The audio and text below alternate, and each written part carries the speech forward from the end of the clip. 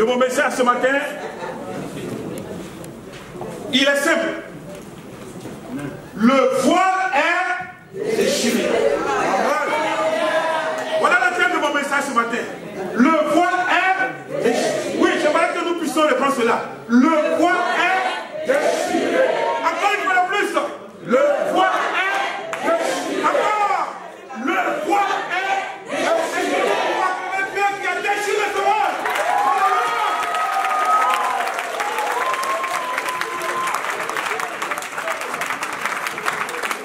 Selon Matthieu 27, s'il vous plaît. Matthieu chapitre 27. À partir du verset 47.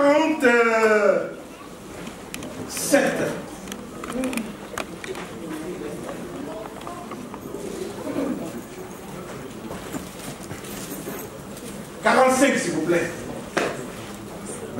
Matthieu 27, à partir du verset 47. 45. 5 ou 7 euros, c'est la même chose. 5.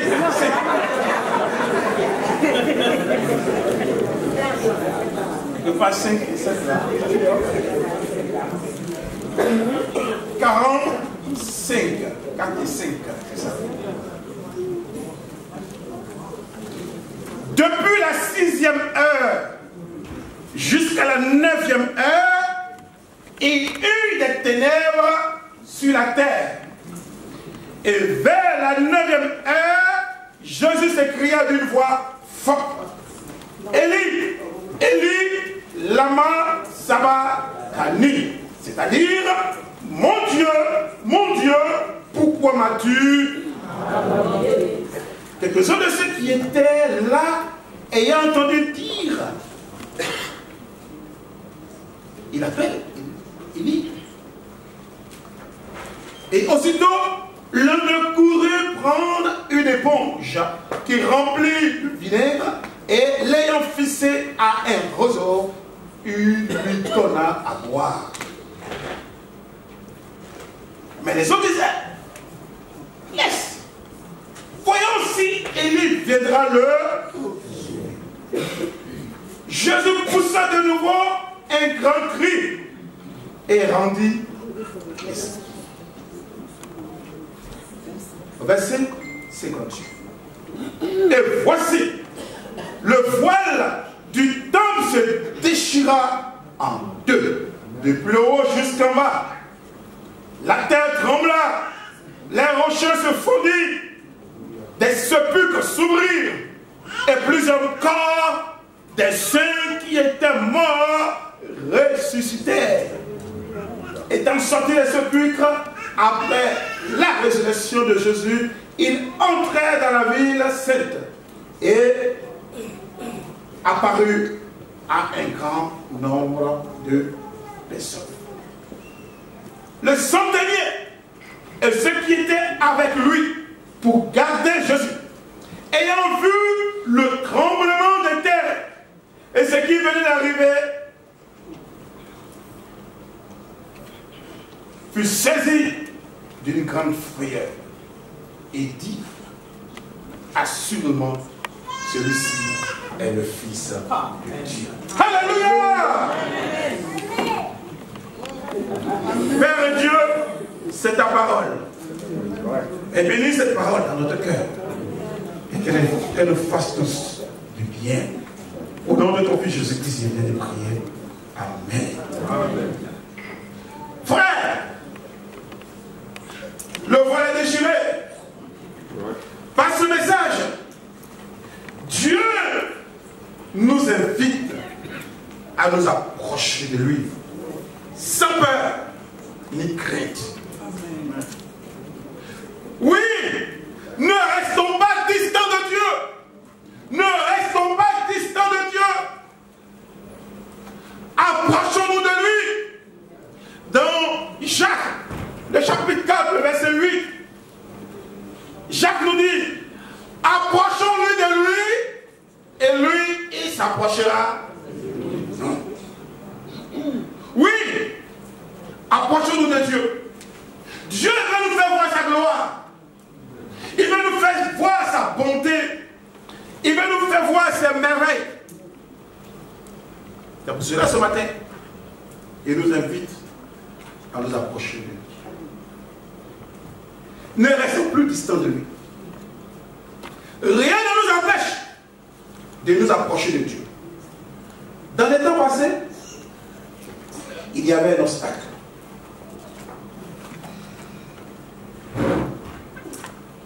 Il y avait un obstacle. Dieu était certes présent au milieu de son peuple. Mais, symboliquement, Dieu avait décidé d'habiter dans un sanctuaire. Et ce sanctuaire était divisé en 3 parties. La première partie s'appelait le pavis. Moi, j'appelais ce pavis-là la cour du sanctuaire.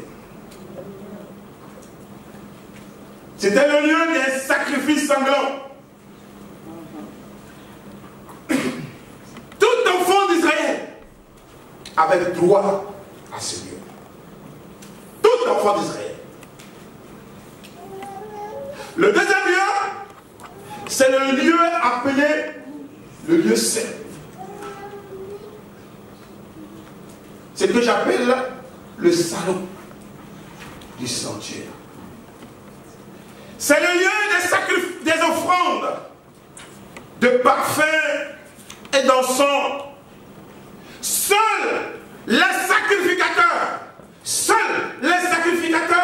avaient droit à ce lieu. Enfin, le troisième lieu, c'est le lieu appelé le lieu très saint. C'est que moi j'appelle la chambre du sanctuaire. Le lieu très saint. À l'intérieur de ce lieu se trouvait l'arche de l'alliance. L'arche de l'alliance était comme une caisse. Une caisse. C'était comme ça. Une caisse. Et à l'intérieur de cette caisse, il y avait des objets de souvenirs que Dieu a ordonné à Moïse de mettre. Il y avait l'arche de l'alliance contenait la tablette de la loi. Sur cette tablette,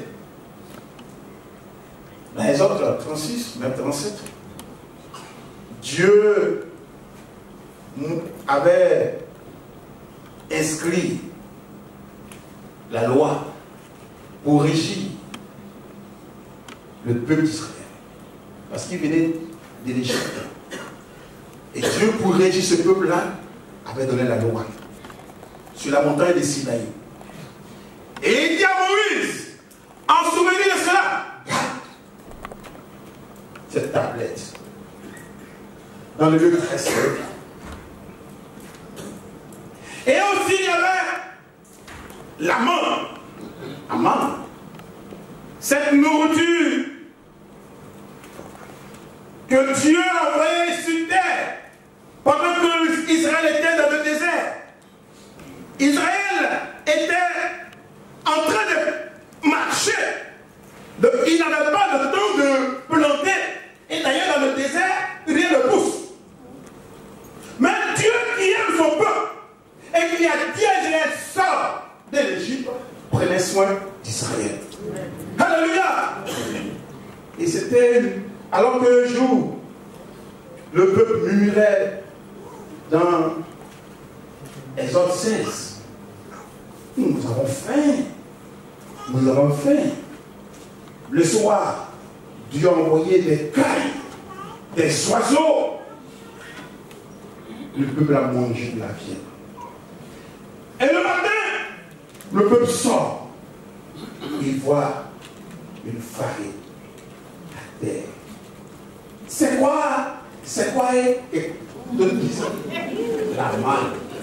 Vous dites bon, c'est la manne. C'est la nourriture qui vient du ciel.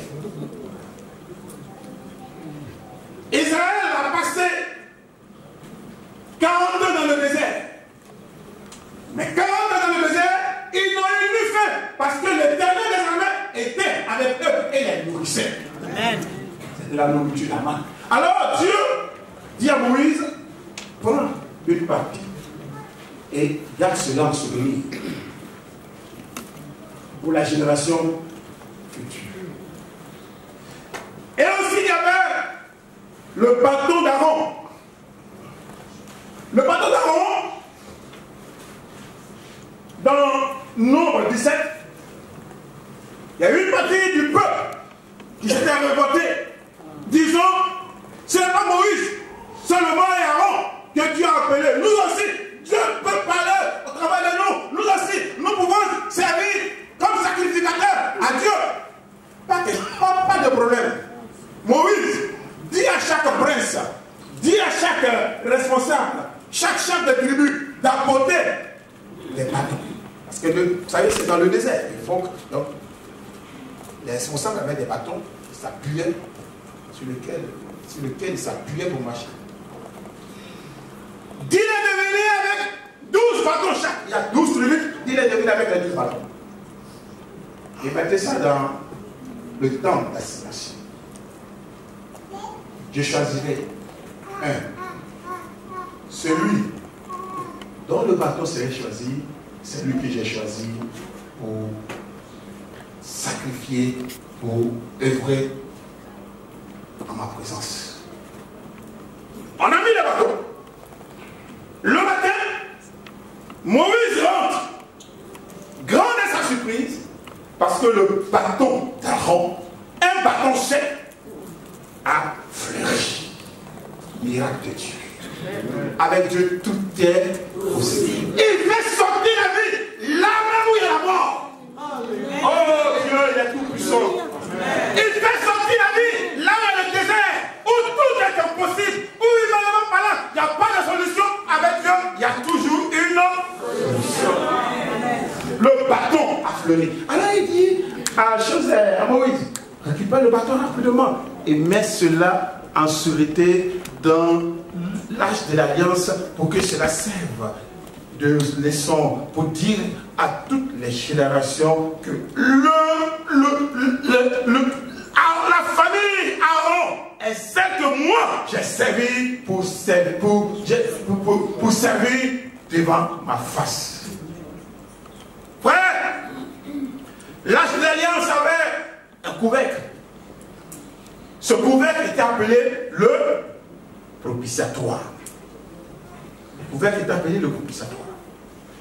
Et c'est dans ce lieu très saint, le lieu très saint, que Dieu avait décidé symboliquement d'y habiter. Personne ne pouvait entrer. Personne ne pouvait entrer. Seul le souverain sacrificateur, une fois par an, entrait dans ce lieu. Il entrait dans ce lieu pendant la journée appelée le jour des grands expiations, le jour du grand pardon. Et puis, il ne rentrait pas n'importe comment, hein. Il portait des vêtements spéciaux. Et il fallait qu'il fasse des sacrifices, des cérémonies d'abord. C'est des cérémonies avant d'y entrer. Et lorsqu'il rentrait,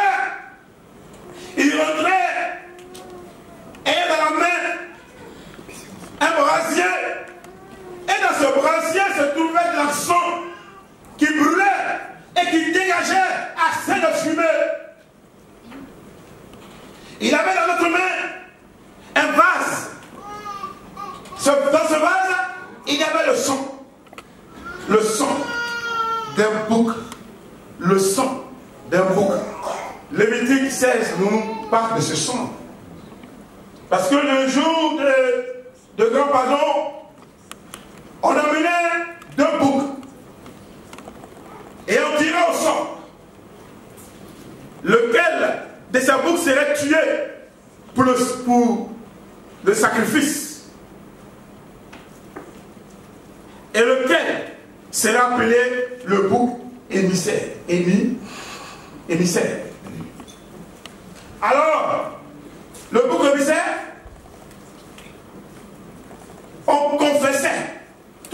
péché du peuple. Celui ne peut pas voler, ne peut pas mentir, ne peut pas commettre adultère. En tout cas, on dit tout. Celui, le peuple est méchant. Tout ce qui est mauvais, tout le péché, on posait ça à celui. Et on dit va vers Azaël. Va dans le désert. Va avec tous nos péchés là. Tout notre péché, tout ce qui est mauvais, tout avec nos malédictions, il faut partir.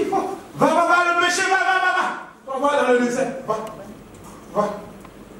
Et il allait dans le désert, et là-bas, il mourait là-bas. Si quelqu'un l'attrapait, non, personne ne pouvait l'attraper aussi. On ne sait jamais. C'est qu'elle s'il est chassé. Et l'autre bouc, on égorgeait.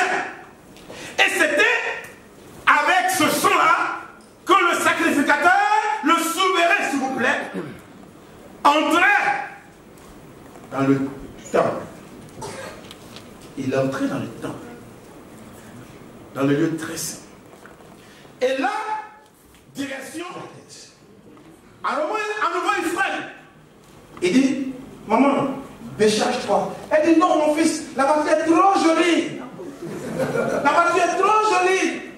Mais justement, c'est pour que tu puisses te décharger que je t'ai dit de monter. Décharge-toi. Et elle s'est déchargée. Frère, vous qui écoutez cette prédication, ne sautez pas d'ici sans vous décharger. Le message de Jésus, c'est que tu te décharges. Parce que le voile, il est déchiré. Dans Matthieu 9, le verset 27 à 30, la Bible nous parle. La Bible nous parle de deux aveugles qui se sont approchés de Jésus et qui ont dit à Jésus, si tu le veux, ils ont dit quoi à Jésus? Guéris-nous Jésus.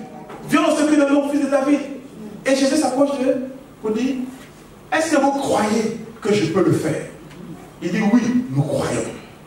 Jésus dit, si vous croyez, qu'il vous soit fait selon votre foi. Ils ont été guéris. Frère, c'est vrai, tu vas te décharger. Mais est-ce que tu crois? C'est à fonction de ta foi que Dieu fera le miracle dans ta vie ce matin. Est-ce que tu crois? Est-ce que tu crois?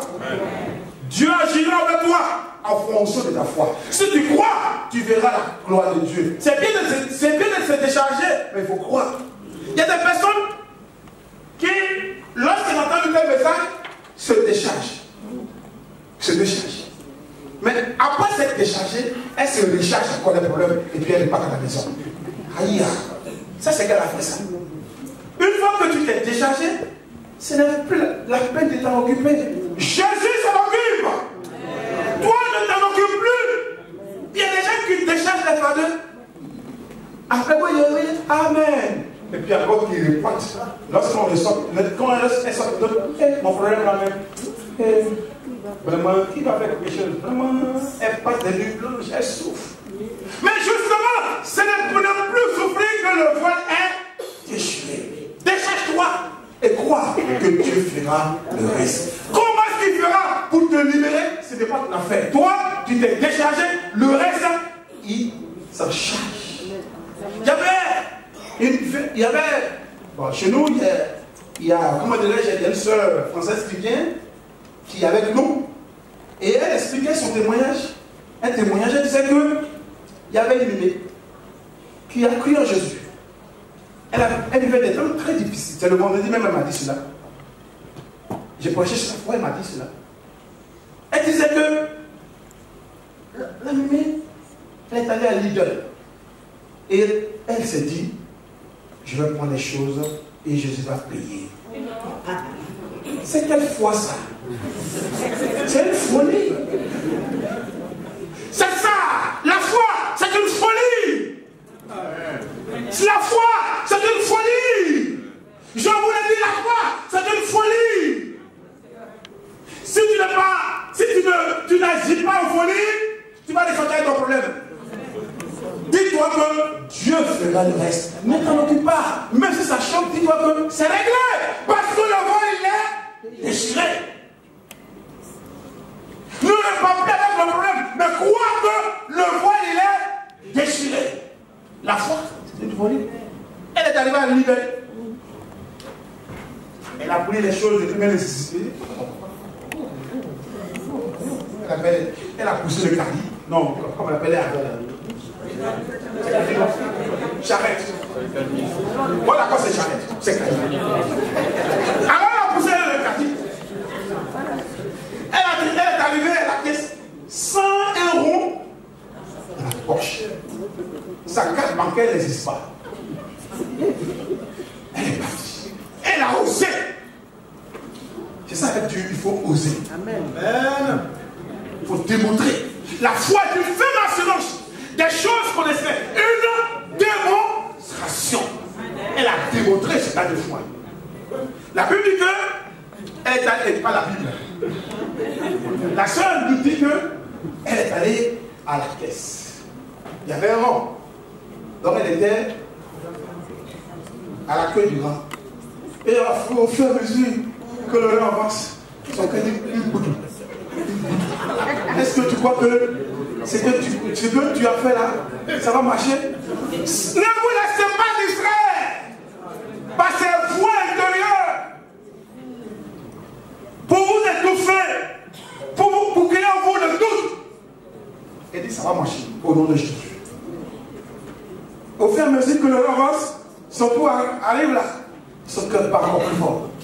Mais elle dit au nom de Jésus, je vais sortir avec mon bagage. Voilà une personne. Là, c'était une personne et elle, son cœur battait encore plus fort. Mais elle disait, ce qui est sûr, ça va se réaliser. Parce que j'ai confiance en Jésus-Christ. J'ai déposé tout dans les mains de Jésus. Ça va se produire le miracle.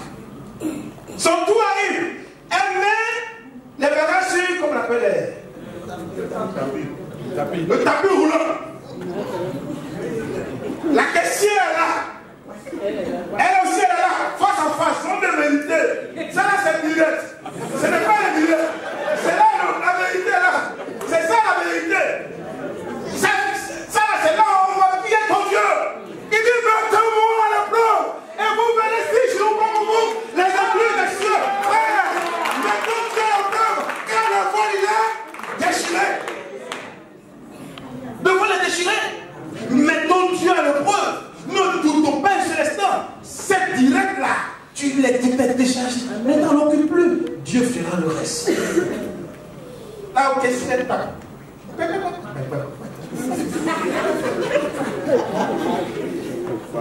Verset 0. Verset 0. C'est comme ça, il n'y a pas de saison. Verset 0.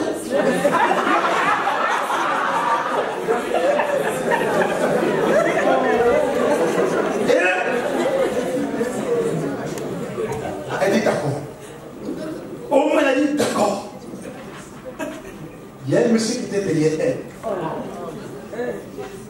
S'il vous plaît, madame, je peux vous offrir vos gousses. Alléluia. Alléluia.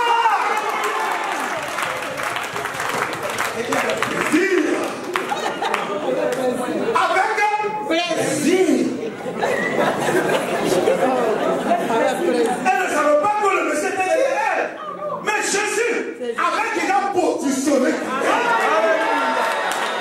que là, vous savez que lorsque vous priez Dieu et que vous vous déchargez, Jésus déjà met les processus, il met les choses en place pour que vous viviez le miracle. C'est vous qui vivez votre miracle par votre doute. Vous doutez beaucoup. Vous remettez vos problèmes sur le vôtre et vous rebattez. Vous annulez le processus que Christ a mis en place pour vous faire voir le miracle. Madame, elle dit, madame, s'il vous plaît, je peux vous offrir les pouces. Elle dit avec plaisir. Elle avait dit à Jésus, je vais à l'hiver. Je vais prendre Dieu et faire les courses. Je vais revenir avec ses courses. Je compte sur toi. Si tu mets ta foi en lui, il va t'honorer. Car le voile du temps, il est déchiré. Il n'y a plus de barrières. Il n'y a plus d'obstacles. La route, l'accès est libre. Dieu l'a et tu verras ta gloire. Si tu crois, ce matin, Dieu va te donner. Que Dieu te bénisse.